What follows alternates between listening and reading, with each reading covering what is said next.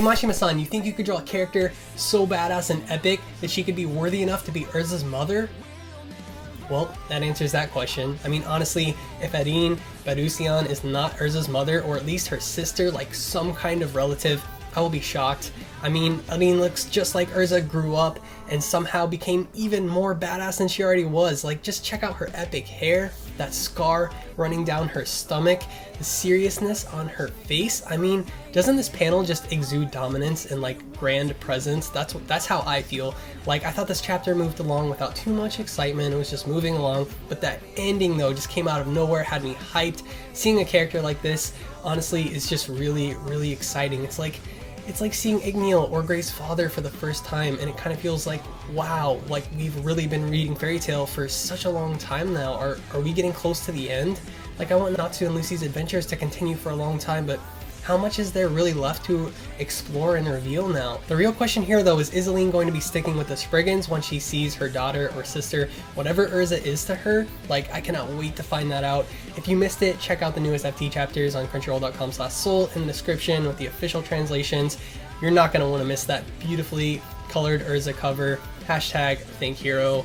Of course, starting where we left off last chapter, Kagura holding ERZA's dying body in her arms, Jellal in a rage, like crazy intensity. The sky is darkening, everyone is freaking out. Juvia and Medity like forming some kind of link to work together, but you never ever expected that to happen considering how those two met. As for Gray and Leon, for me, Gray dealing with his father had such a bigger impact than this like fake character, but maybe that's just me.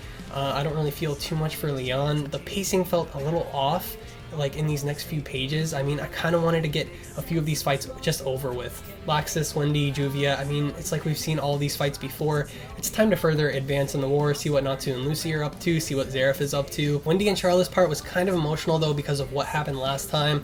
All of the attacks, like Laxus with that lightning dragon's jaw, that will be really exciting for me when it hits the anime. I mean, it was pretty cool in the manga, but overall just okay. As for Kagura ending her brother and screaming to Jellal to just finish it, that did a lot for her character progression, and it seems like her and ERZA are even closer now. Like, she's just holding her, she just saved her guy, she just saved Jellal. Jalal's Grand Chariot was epic. Everyone winning their fights didn't seem too meaningful, but ERZA being able to look up at the beautiful scarlet sky, smiling through her pain, that hit in the feels because ERZA had missed the sunrise previously, like after Jallal's arrest, because she was crying. So if you didn't know that, that was kind of a big Jerza moment, kind of a crazy moment for ERZA. Then Natsu wanting to jump the gun and Lucy wanting to follow her man wherever he goes, that was freaking great. I got a laugh out of Natsu just letting Brandish loose too, that was hilarious. But the hype is all around Erin. Is this ERZA's mother? She sure as hell seems like it. Her character design is just epic. Everything I would expect. You can always count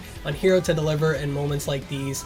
But ERZA, she's pretty beat up right now, so let me know what you guys think. Like, how are they going to meet if ERZA can barely stand? Like, how are these two characters going to interact? And dude, you guys know I'm going to Japan, but the Fairy Tail play, it's going to end like right before I get there. The huge massive Fairy Tail play they've been planning, it's going to end right before I get to freaking Tokyo. It sucks, but I'll be picking up some more cool Fairy Tail stuff at least. And you know, the irony, Lucy's voice actor is out of Japan right now, of course, while I'm there.